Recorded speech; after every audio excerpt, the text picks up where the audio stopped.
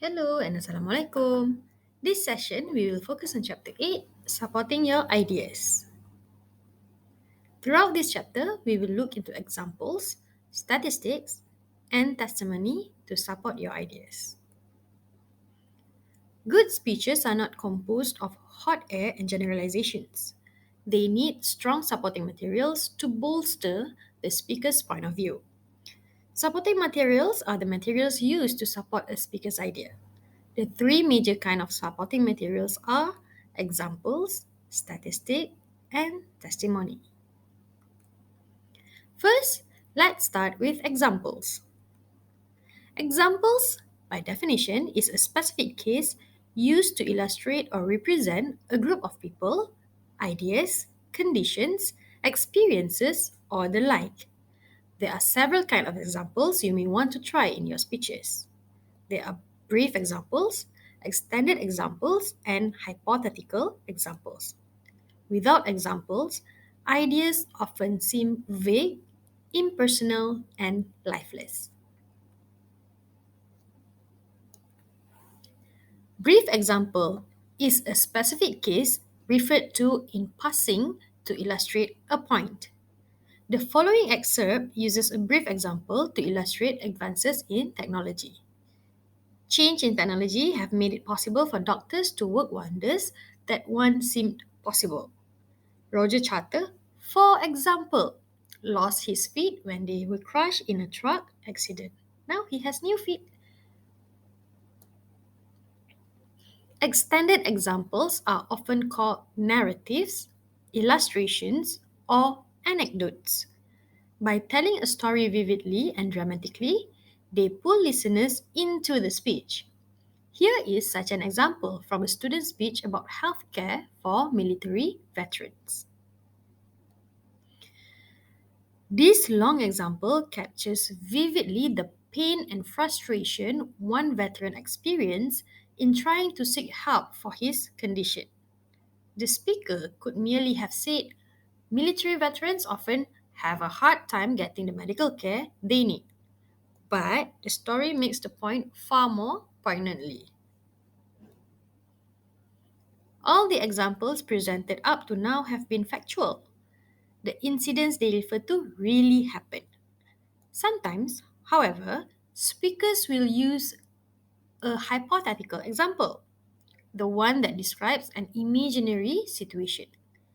Usually, such examples are brief stories that relate a general principle.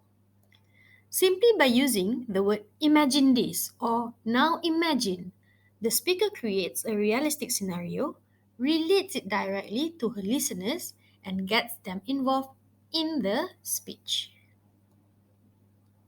Here are a few tips for using examples. First is to use example to clarify your ideas. You probably use clarifying examples all the time in everyday conversation. If you were explaining to a friend about different body types, you might say, look at Professor David. He's a typical ectomorph, which is tall, thin, and bony. Second is to use examples to reinforce your ideas. This example was very effective because it put the facts and figures in human terms that everyone could understand. Third is to use example to personalize your ideas. People are interested in people. Try using examples with human interest in your speeches. Fourth is to make your examples vivid and richly textured. Examples supplies everyday details that help pull listeners into a speech. Provide as many details as possible, and the more vivid your examples, the more impact they are likely to have on your audience. Lastly, practice your delivery to enhance your extended examples. An extended example is just like a story or narrative. Its impact depends as much on delivery as on content. You should think of yourself as a storyteller. Don't rush through your examples as though you were reading the newspaper. Use your voice to get listeners involved. Speak faster here to create a sense of action, slower there to build suspense. Raise your voice in some places, lower in others, pause occasionally for dramatic effect, and most importantly, maintain eye contact with your audience. The easiest way to read a fine, simple example is to read it from your notes. Next is statistic. We live in an age of statistics. Day in and day out, we are bombarded with a staggering array of numbers. Statistic is a numerical data. As example, Bruno Mars has sold more than 180 million singles worldwide, or Americans eat 700 million pounds of peanut butter a year. 75% of mass communication students are talented. China uses 45 billion pair of disposable chopsticks each year. Like brief examples, statistics are often cited in passing to clarify or strengthen a speaker's point. When you track down statistics for your speeches, be sure to evaluate them in light of the following questions. First, are the statistics representative? Make sure your statistics are representative of what they claim to measure. Second, are statistical measures used correctly?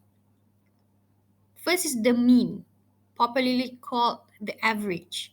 It is determined by summing all the items in a group and dividing by the number of items. Second is the median.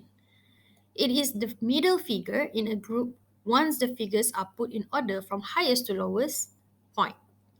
And the final one is mode. It is the number that occurs most frequently in a group of numbers. And the final question, are the statistics from a reliable source? As a speaker, you must be aware of possible bias in the use of numbers. Because statistics can be interpreted so many ways and put to so many users, you should seek figures gathered by objective, non-partisan sources. Now here are some tips of using statistics. First is to use statistics to quantify your ideas. The main value of statistics is to give your ideas numerical precision. This can be especially important when you are trying to document the existence of a problem. Examples can bring the problem alive and dramatize it in personal terms, but your listeners may still wonder how many people the problem actually affects. In such a situation, you should turn to statistics. Second is to use statistics sparingly. As helpful as statistics can be, nothing puts an audience to sleep faster than a speech cluttered with numbers from beginning to end.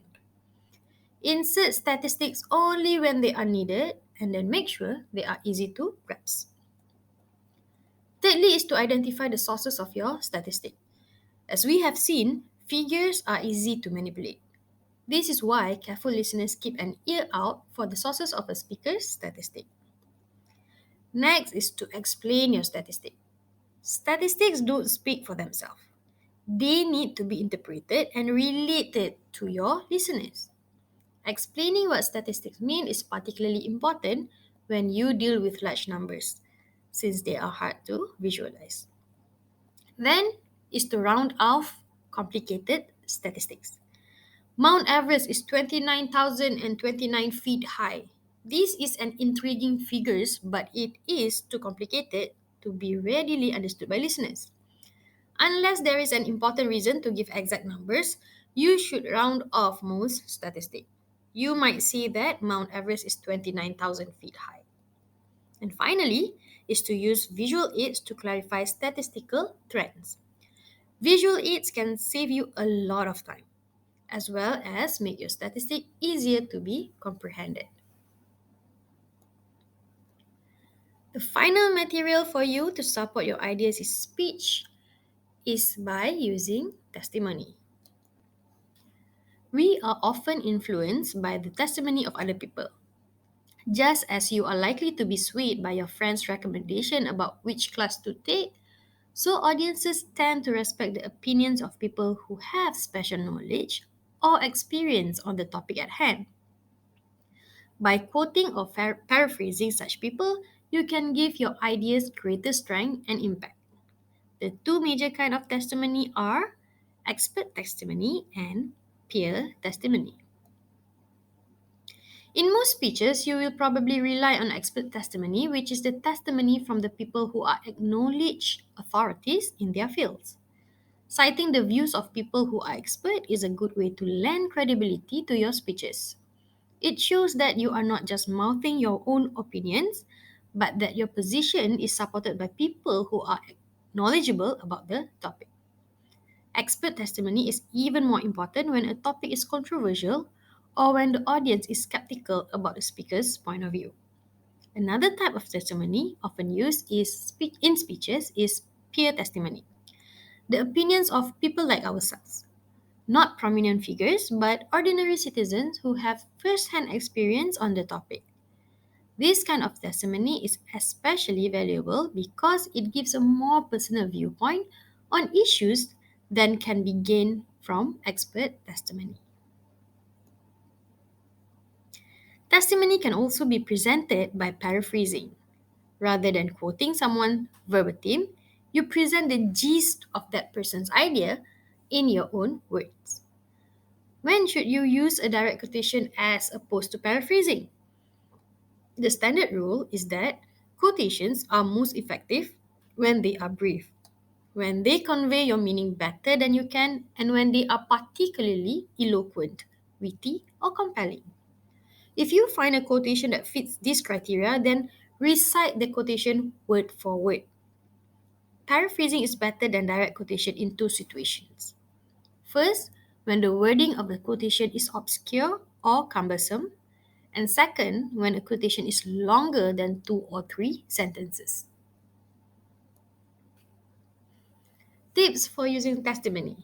First is to quote or paraphrase accurately. Accurate quotation involves three things: making sure you do not misquote someone, making sure you do not violate the meaning of statements you paraphrase, and making sure you do not quote out of context. Of these, the last is the most subtle and the most dangerous. By quoting out of context, you can twist someone's remarks so as to prove almost anything. Second is to use testimony from qualified sources. Listeners will find your speeches much more credible if you use testimony from sources qualified on the subject at hand. As we have seen, this may include either recognized experts or ordinary citizens with special experience on the speech topic. Third is to use testimony from unbiased sources. Careful listeners are suspicious of testimony from biased or self interested sources. Be sure to use testimony from credible, objective authorities. And finally, identify the people you quote or paraphrase. The usual way to identify your source is to name the person and sketch his or her qualifications before presenting the testimony. With that, we have come to the conclusion of chapter 8. See you next time and thank you. Assalamualaikum.